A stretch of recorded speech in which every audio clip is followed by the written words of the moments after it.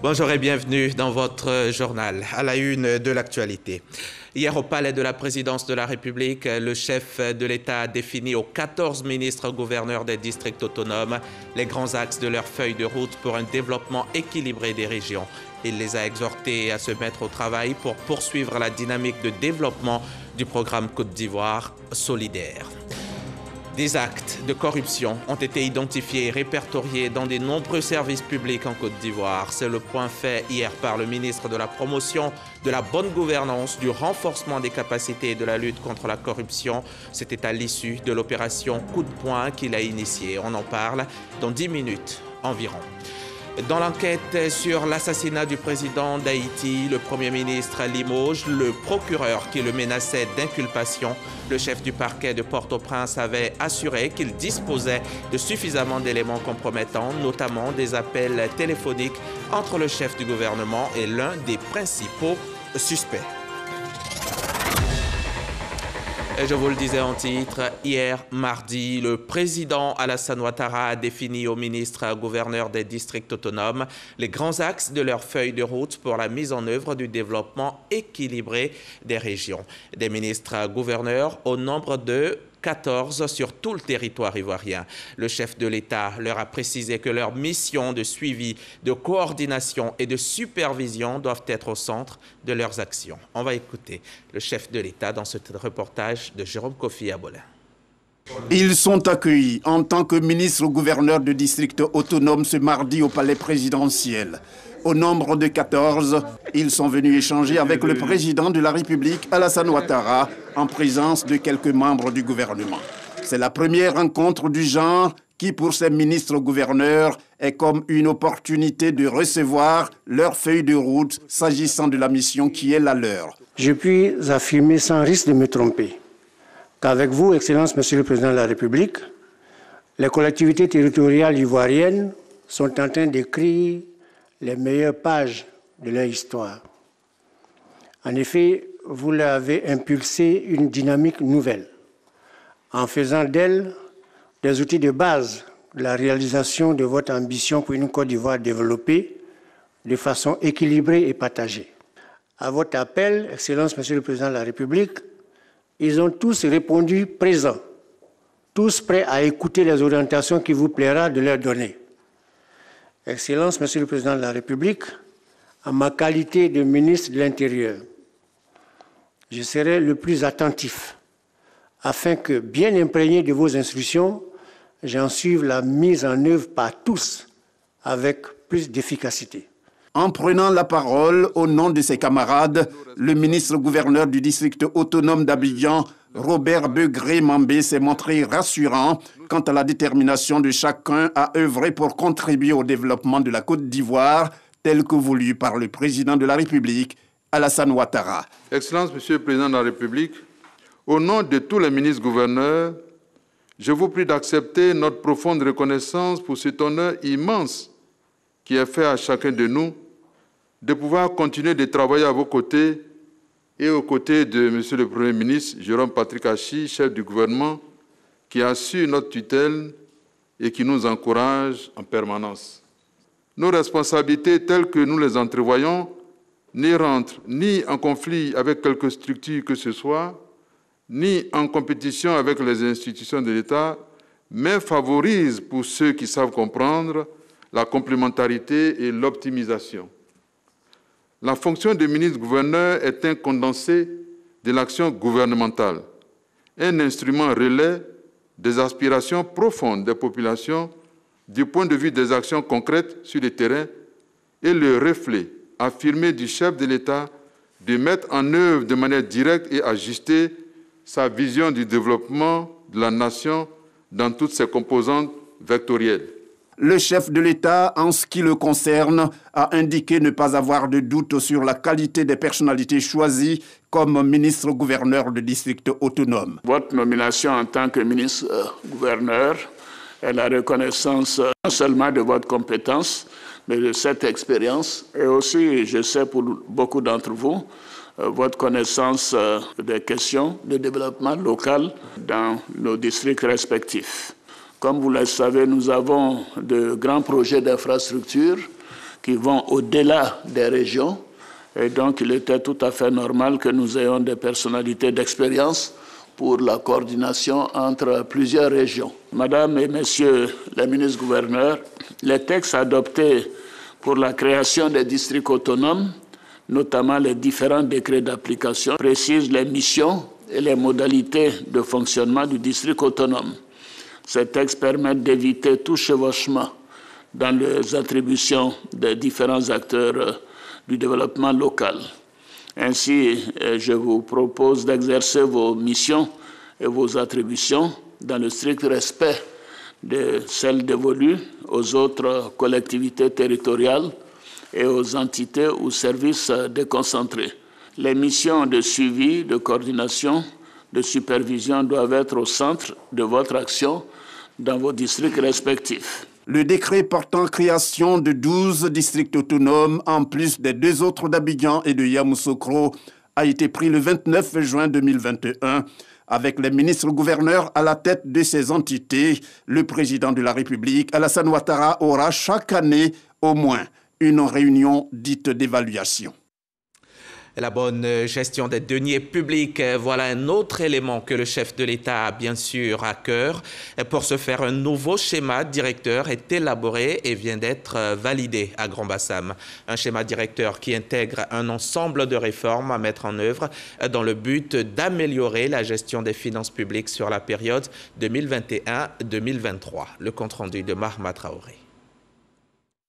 La fiscalité et la gestion des recettes de l'État, la gestion des dépenses publiques, la passation des marchés publics, la gestion des finances publiques des collectivités territoriales. Ce sont autant d'aspects parmi tant d'autres que prend en compte ce nouveau schéma directeur de la réforme des finances publiques, une boussole de gestion des ressources publiques couvrant la période 2021-2023. Ce nouveau schéma directeur qui découle du plan national de développement 2021-2025 se veut plus ambitieux et devrait répondre aux attentes de la Côte d'Ivoire solidaire, conformément à la vision du président de la République. Le schéma directeur 2021-2023 se situe nécessairement dans le prolongement de la mise en œuvre du budget au programme qui constitue une innovation majeure dans la réforme des finances publiques. Ce nouveau mode de gestion qui nous engage dans la logique de la performance et de la transparence devrait nous permettre de relever le défi de l'amélioration de l'efficacité des politiques publiques. Avant de boucler l'élaboration et la validation de ce nouveau schéma directeur de la réforme des finances publiques, les experts ont d'abord évalué celui de la période 2018-2020 afin d'en tirer tous les enseignements. Le résultat de la bonne gestion des deniers publics, c'est par exemple la mise en œuvre de projets importants pour le bien-être de l'ensemble des populations. Un métro à Abidjan, c'est prévu, vous le savez, et dans la concrétisation du projet, de nombreuses personnes sont impactées, mais elles ne sont pas délaissées pour compte. Au nombre de 2472, une première vague d'environ 200 personnes vient de recevoir son chèque. Un chèque remis par le comité de suivi du plan d'action de réinstallation. Ces images nous sont rapportées par Lansina Bakayoko du service économie de la rédaction. En Côte d'Ivoire, les secteurs de la santé, de l'éducation, de la justice et même des transports sont tous infectés de corrupteurs et de corrompus. Voilà ce qui ressort de l'opération Coup de poing menée récemment par le ministère de la Promotion de la bonne gouvernance, du renforcement des capacités et de la lutte contre la corruption. Révélation faite par le ministre Epiphane Zorobi au cours d'un point de presse. Point de presse auquel a pris part Dangui Dangui pour le compte de RTI. Foualou surveille le déchargement de sa remorque de produits vivriers, notamment de bananes plantains, au marché Gourou d'Adjamé. Elle raconte ses difficultés sur la route. Le camion vient de Boisflé. Maintenant, en venant sur la route, on dit qu'il n'y a pas de tracasserie, mais il y en a. On nous fatigue. Ça fait que le camion devait arriver depuis hier, mais aujourd'hui c'est arrivé. Une fois que le transport était cher par rapport à la tracasserie, nous on est obligé de faire cher sur le marché. Le lien entre les raquettes sur les routes et la cherté de la vie a été confirmé par le ministre de la Promotion de la bonne gouvernance et de la lutte contre la corruption devant la presse ce mardi, lors de son point presse sur l'opération Coup de poing, une opération de vérification au sein des structures délivrant des services publics à fort soupçon de corruption qu'il a pilotée.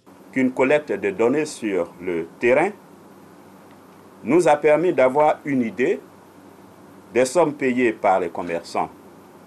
Ainsi, à titre d'exemple, sur l'axe Iré-Abidjan, le commerçant marchand de produits vivriers doit s'acquitter d'une somme totale de 20 000 francs répartie entre les différents barrages pour espérer voir sa marchandise arriver à destination.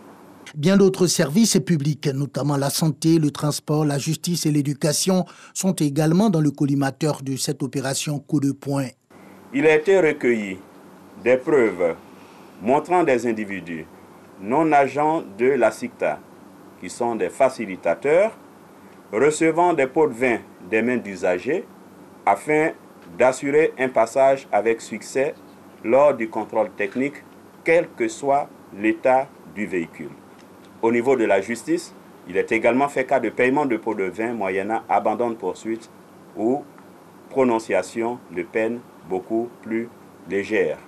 Zoro Epiphane Balo a réaffirmé l'engagement de son département et de ses partenaires à poursuivre ce combat pour la bonne gouvernance et contre la corruption.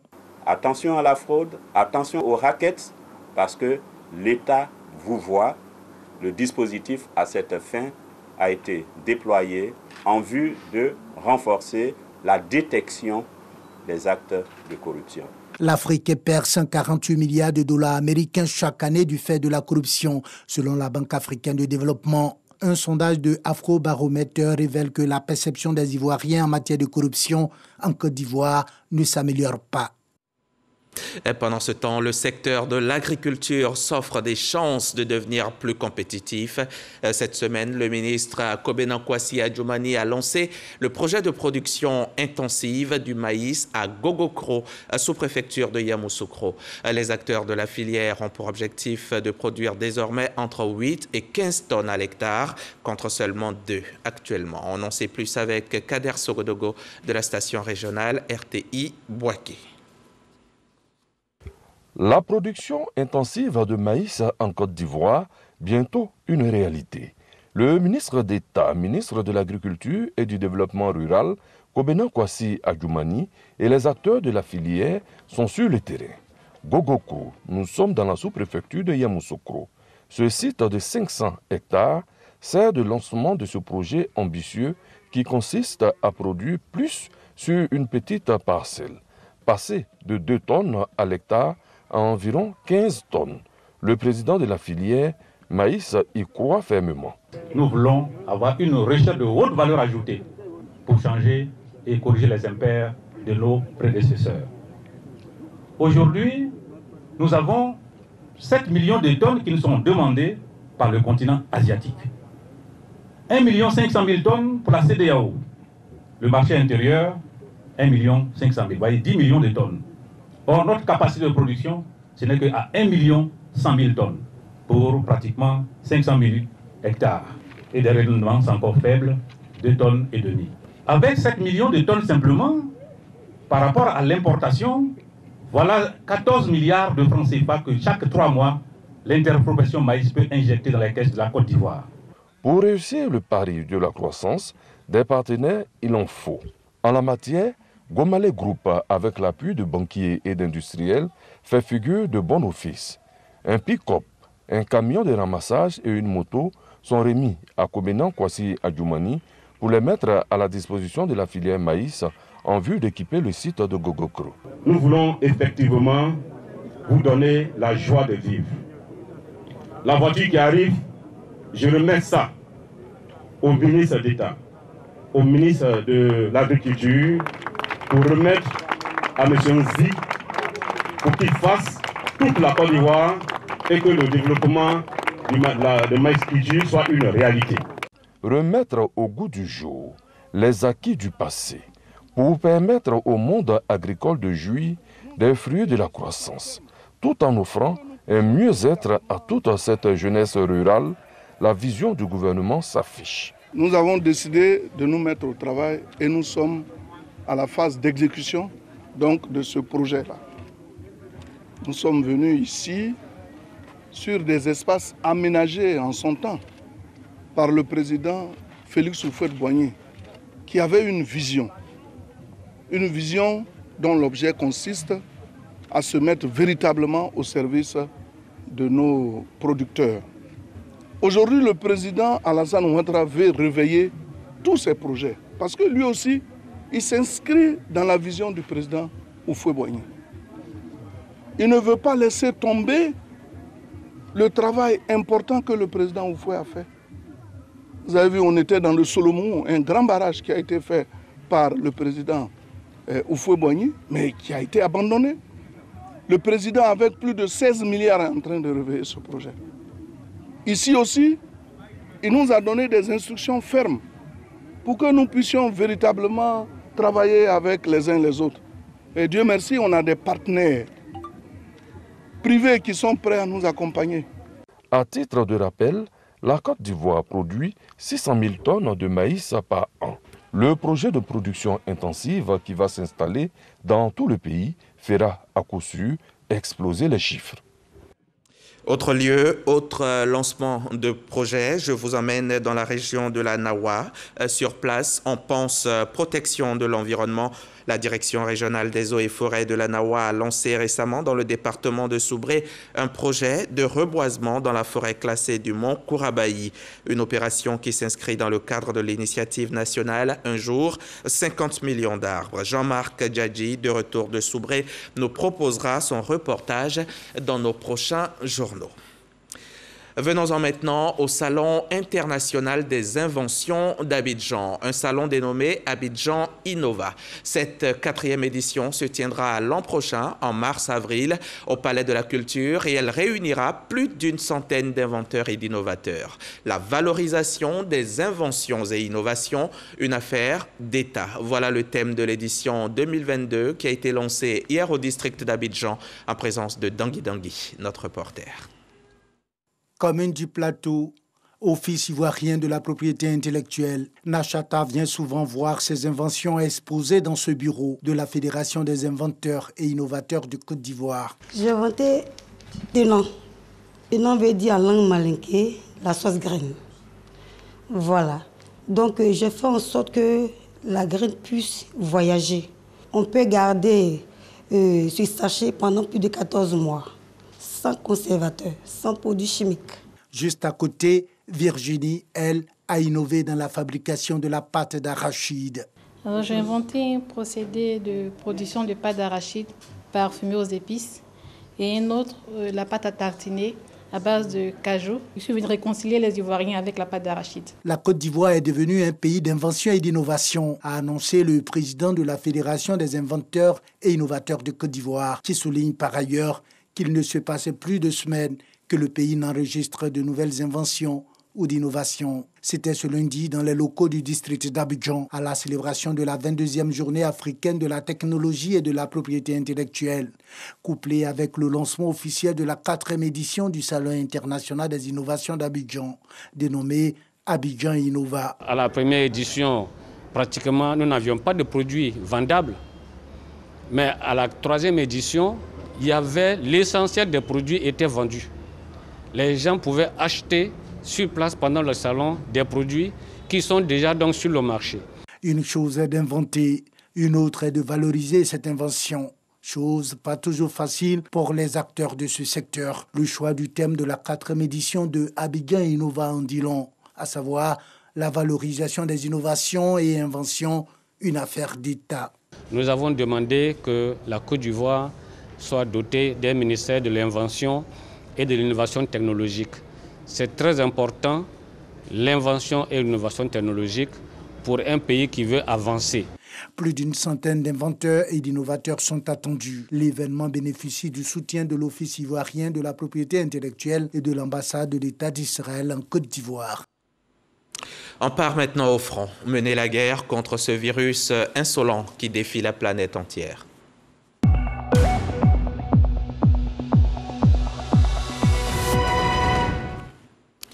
Cette guerre, nous finirons par la gagner, c'est sûr. Pour cela, la discipline et le respect des recommandations restent les maîtres mots. Voilà les armes dont on dispose pour venir à bout du monstre qui continue d'affecter, qui continue de tuer.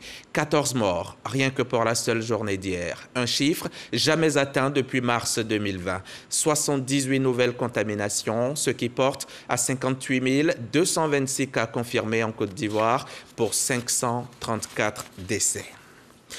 Heureusement, le monstre Covid n'arrête pas le développement. Aujourd'hui, malgré tout, Boundiali se transforme. Le conseil municipal est à l'œuvre.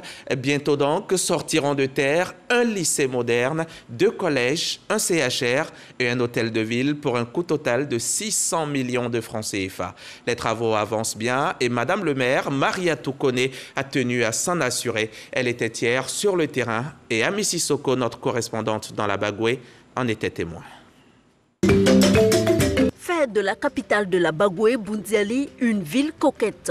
Cette ambition affichée par la ministre-maire Maria Toukone se matérialise par la construction de plusieurs infrastructures. 26 km de bitume, dont 10 déjà réalisés, donnent fière allure à la ville. Un centre hospitalier régional CHR d'une capacité d'accueil de 150 lits. Un lycée moderne et 2 collèges financés par l'État et les partenaires de la mairie de Boundiali ouvriront bientôt. La ministre-maire a pu apprécier l'état d'avancement de tous ces travaux au grand bonheur des populations. Je suis heureuse, je suis contente vraiment du travail de Madame le ministre, Madame le maire de Boundiali.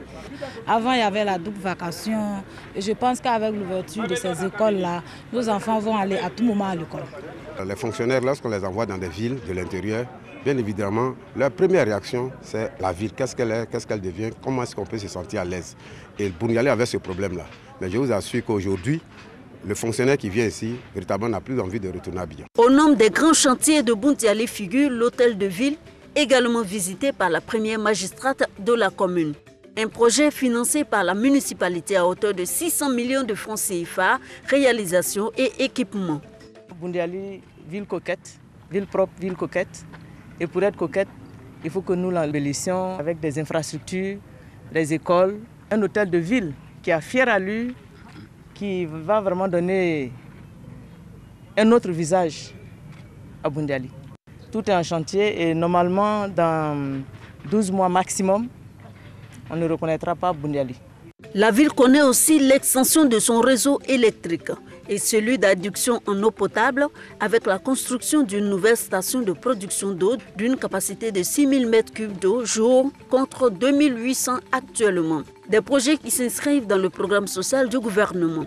Outre ces projets, la municipalité de Boundiali vient de mettre à la disposition de la population 6 établissements scolaires, une maternité et un logement de sages-femmes. Reportage signé Ami Sissoko. On va à présent ouvrir la page communication de ce journal. La ACA, Haute Autorité de la Communication Audiovisuelle, entend bien mettre en œuvre la feuille de route 2021-2022 de la plateforme des régulateurs de l'audiovisuel des pays membres de l'UEMOA et de la Guinée. L'instance vient d'organiser un colloque international sur le thème des stratégies de régulation des services de médias audiovisuels en ligne. On en sait plus avec Franck Quadio. Le secteur de l'audiovisuel, depuis une vingtaine d'années, est confronté à la montée en puissance des médias en ligne, une source d'enrichissement qui n'est pas sans noter quelques abus, difficile aujourd'hui pour les régulateurs à toutes les échelles d'en maîtriser tous les contours. C'est que nous sommes confondus à une technologie que nous ne maîtrisons pas. Et ce n'est pas une particularité africaine. C'est partout dans le monde. Piratage et exploitation illégale des programmes audiovisuels, des données qui fragilisent l'action du régulateur selon Maître René Bourgoin, président de la Haute Autorité de la Communication Audiovisuelle ACA, qui dans le cadre de la mise en œuvre de la plateforme des régulateurs audiovisuels de l'UEMOA et de la Guinée, initie un colloque sur les questions de stratégie pour une meilleure régulation de l'audiovisuel en ligne, une question cruciale bien appréhendée par les participants. C'est vrai qu'au Congo, il y a beaucoup de médias en ligne. Et je dois vous avouer que c'est des médias en ligne que nous ne contrôlons pas. Être invité à cette réunion qui concerne avant tout au premier plan les régulateurs de l'espace UEMOA, nous espérons tirer profit pour que nous puissions agir autrement. Donc aujourd'hui, il nous faut non seulement réfléchir à comment réguler, n'est-ce pas, cet espace, mais également faire attention, ne pas avoir un cadre juridique coercitif. Je parle de l'Internet que tout le monde pratique, que vous pratiquez sur vos tablettes, vos ordinateurs, vos téléphones.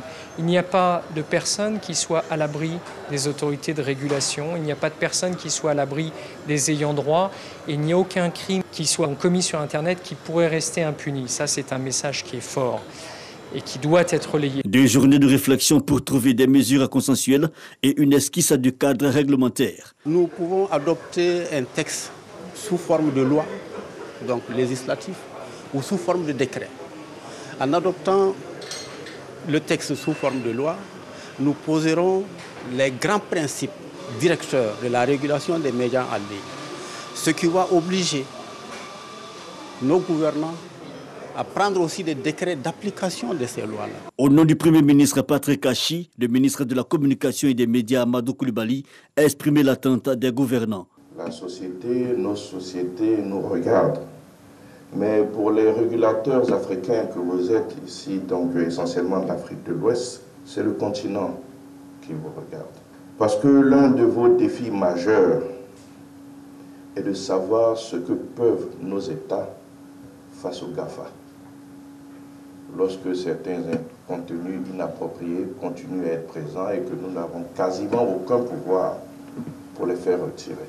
Selon le rapport digital 2020, le taux de pénétration d'Internet en Afrique de l'Ouest est de 36%. Les régulateurs africains s'activent donc pour mieux canaliser ce qui pourrait être perçu comme une boîte à Pandore, d'où la pertinence des conclusions à venir. Et puis, vous le savez, la RTI, la meilleure chaîne audiovisuelle de Côte d'Ivoire, s'emploie chaque jour à améliorer ce qui peut l'être. Pour votre plaisir, vous, ces millions de téléspectateurs. Très prochainement, nos images seront plus nettes que celles auxquelles vous avez droit en ce moment. Et pour cause, nous passons à la qualité haute définition. Les travaux avancent bien et vous découvrirez les résultats très bientôt. Ce matin même, les responsables du groupe RTI, notamment le président du conseil d'administration et le directeur général, ont visité les installations. Un reportage plus abouti ce soir dans le 20h. Le journalisme, c'est l'activité qui consiste à recueillir, vérifier et éventuellement commenter des faits pour les porter à l'attention du public dans les médias. Pas de place donc pour les fake news. C'est le combat que mène actuellement l'UNJCI, la fêtière des journalistes de Côte d'Ivoire. Une caravane de la liberté de la presse sillonne en ce moment le pays et lors de l'étape de Gagnoa, Jean-Claude Coulibaly, le président, a invité les journalistes à ne pas tomber dans la facilité. Lutter contre les fake news est l'une des missions que s'est assignée le Comité régional de la liberté de la presse. La sensibilisation des autorités administratives, politiques, traditionnelles et les populations sur la responsabilité sociétale des journalistes a été au cœur de cette rencontre à Gagnoa. Un journaliste, il est responsable de ses écrits. On nous apprend que les faits sont têtus, alors tenons-nous-en aux faits. Arrêtons, si nous le faisions avant, d'écrire ce que nous n'avons pas vu, d'écrire ce qui n'existe pas. Nyawa Ferna, parrain de la cérémonie, a invité les journalistes et la population régionale à produire des informations de qualité. Nous sommes heureux d'être avec les journalistes pour que les choses puissent avancer. Ensemble, la population, les journalistes, les chefs de village, les responsables d'administration, tous nous donner la main pour que dans nos régions, de vraies informations sortent. Selon le président de l'Union nationale des journalistes de Côte d'Ivoire, Jean-Claude Coulibaly, pour cette première étape de la caravane, un comité a été mis en place à l'effet de lutter contre les fake news sur les réseaux sociaux. Au plan local, on parle de la ville de Gagnoa aujourd'hui. À Gagnoa, s'il y a une information qui vient de Gagnoa, qui est basée sur les rumeurs, le comité rebelle local prendra les choses en main pour indiquer sur les réseaux sociaux que cette information qui émane de la région de Gagnoa n'est pas du tout vraie. Lancé le mercredi 3 mai 2021 à Abidjan, lors de la célébration de la Journée mondiale de la liberté de la presse édition 2021, cette caravane sillonnera toutes les grandes régions de la Côte d'Ivoire. Reportage Djenaba Bini et Abou Sanogo. L'actualité internationale nous conduit tout d'abord en Guinée voisine où ont démarré hier des concertations nationales initiées par la junte au pouvoir. Des rencontres prévues jusqu'à vendredi au Palais du Peuple à Conakry avec toutes les forces vives du pays pour échanger sur les contours de la transition. Ce sont les partis politiques qui ont ouvert le bal hier mardi. Les militaires du CNRD ont demandé à chaque composante de travailler sur un mémorandum, de leur faire des propositions pour élaborer la future transition. Suite de ces concertations, ce mercredi donc pour la société civile, les missions diplomatiques et les organisations des Guinéens de l'étranger. En Haïti, Bedford Claude, le chef du parquet de Port-au-Prince, a demandé hier mardi au juge enquêtant sur l'assassinat du président Jovenel Moïse d'inculper le Premier ministre. Selon lui, Ariel Henry aurait eu des appels téléphoniques avec l'un des principaux suspects du meurtre. Dans la foulée, Bedford Claude a été limogé par le chef du gouvernement. Face à ce bras de fer entre la primature et le ministère de la Justice, le mystère sur les commanditaires et les motifs du meurtre du président reste entier. Tout comme reste entier notre besoin et notre soif de vous servir l'information vraie dans un journal de qualité. Nous souhaitons un très bon rétablissement à notre interprète dans la langue des sourds, M. Achiassi Marc. Merci de nous faire confiance et à demain, 13h.